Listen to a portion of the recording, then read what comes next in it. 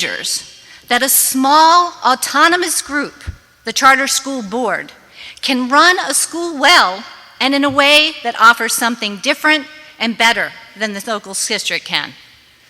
Granting a charter is providing funding for an experiment, a very expensive experiment. The proposed GCA will cost Massachusetts taxpayers an additional $5.3 million over its first 4 years of operation. To make that kind of wager in this environment, the legislature should be very comfortable with the odds. You should know with some level of certainty that this intervention is needed, and you should be relatively confident of the school's success.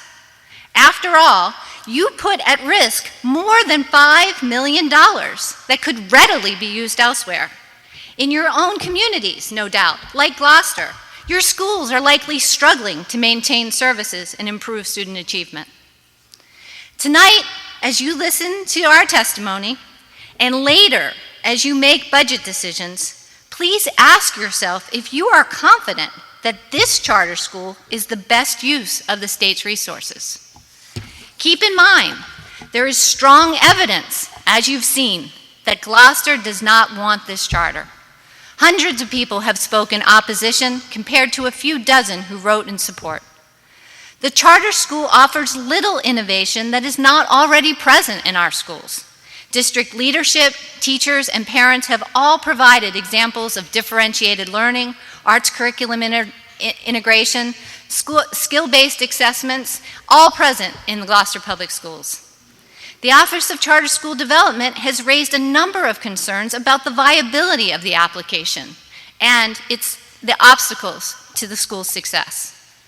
Finally, to the point of this hearing, the charter was awarded through a flawed process in which public input and the financial situation in both the city and the state were ignored. Given what you have learned tonight, and given the current economic climate, I hope you'll agree that this charter does not warrant a $5.3 million state investment. Thank you very much. Next we'll hear from Kathy Clancy, followed by Carol or Hugo Burnham, Lauren Query, if I'm pronouncing your name correctly, and Linda and Jeff Stockman. Good evening. My name is Kathleen Clancy. I've resided in Gloucester for 15 years. I started my day happily at East Gloucester Elementary School doing my 5-year-old's kindergarten orientation. And it was a very exciting time for both of us. Upon entering the gym in the school, I noticed a poignant message on the gym wall, and it said, "Play by the rules." I am ending my day by voicing opposition to the process by which this charter school was approved, a government body which did not play by the rules. I have come to talk about two ways in which the process has been violated. One is the requirement of need, the other is adherence to the Board of Education's own process. There has never been any serious substantiation of need. According to the application requirements, applicants are supposed to demonstrate need within the community that would support the school. This was never done. Only 15 names were attached to the application. Additional names were never submitted nor even asked for. After the commissioner recommended this charter school, he subsequently asked for verification of parental support. He clearly knew he had missed something of the criteria. And I quote, "Do we have verification that 400 parents signed up as supportive of and interested in enrolling their children in the Gloucester Charter?" This was done the day before the vote, not during the process. The names still were not produced. The Commissioner and the Board of Education knowingly sent this matter to a vote without this requirement being fulfilled. This begs the question, what did the Commissioner and the Board of Education use to satisfy the requirement of need? Without names, they could of course study public sentiment at the December 11th public hearing. Unfortunately, no one from the board showed up for this hearing, despite this also being a legal requirement. If they were at the hearing, they would have heard only 17 people speak in support, of which 7 are founding members of the school.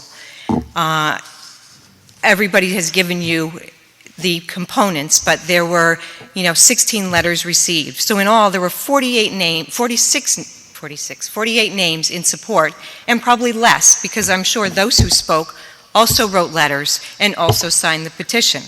So the maximum support is 48 names for a school that's supposed to house 240 students. In contrast, at the same December hearing, 94 people spoke up to speak in opposition, but only 48 were allowed to speak because of time. Many other opponents didn't even bother to sign up because the long list ahead of them. And the Board of Education received 151 letters in opposition. This totaled 245 communications against this charter school, in contrast to at best 48 in favor. Many of the people opposing the school provided evidence that countered the claims made in the charter application. These examples included arts integration, collaborative partnership, innovative programs, and educational practices touted as unique in the charter application, but which are already in place in our wonderful public schools. By all accounts, it appears that the statements in the application were taken for granted to be true. In contrast, it appears that the issues and counter-arguments were completely ignored. This is against the rules of the process. Despite these procedural irregularities, the charter school office, to our satisfaction, recommended against this charter school. Unfortunately, the charter office and the city residents were ignored by Commissioner Chester, who pushed for the charter school despite the application's shortcomings outlined by the charter school office, irregularities, if not illegalities, in its own process, and the overwhelming opposition from our community. As citizens and parents, we expect a fair, rigorous, and transparent and lawful process. We did not receive this. We teach our children to play by the rules. We expect our government bodies to also play by the rules. Thank you. Thank you. Carol or Hugo Burnham?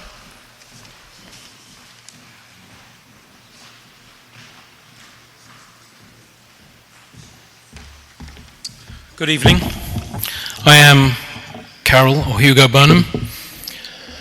We were asked, I speak here as an educator. I'm associate professor at the New England Institute of Art in Boston. I speak also as a parent.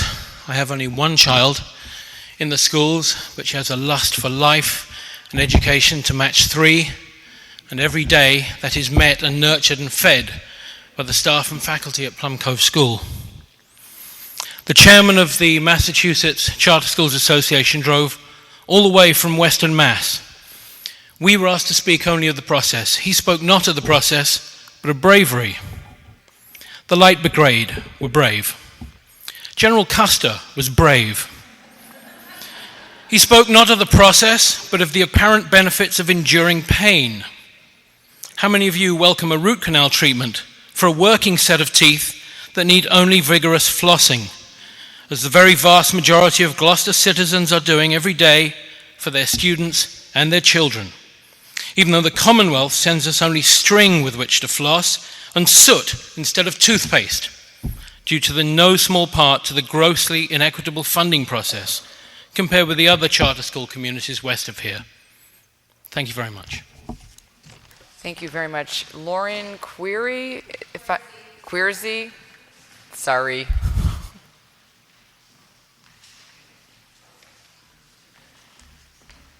Hello, my name is Lauren Corsi, and I'm a teacher in the Gloucester Public School System. And thank you all for coming, the board. I'm not going to speak very long because other people have spoken and have been very eloquent. But the question I want everybody to leave with is why? Why was it approved? We don't have the funding. We don't have the community support. We are teaching the same curriculum. We do have the arts well implemented into our curriculum. I'm evidence of that. I've been in another school district. I'm rather new to the Gloucester districts, and I do see an amazing amount of arts and sciences, an amazing amount of creativity going on in the schools, and I just don't see how the charter school, whose teachers may not even have to have certification, can possibly do a better job than the staff that I've been working with these past 2 years in the Gloucester Public Schools. Thank you. Thank you. Next we'll hear from Linda or Jeff Stockman. And if they are not here, then we will keep right on going. Next, Peter Dolan, followed by Michael Wheeler, Beth Goldberg, and Amy Beth Healy.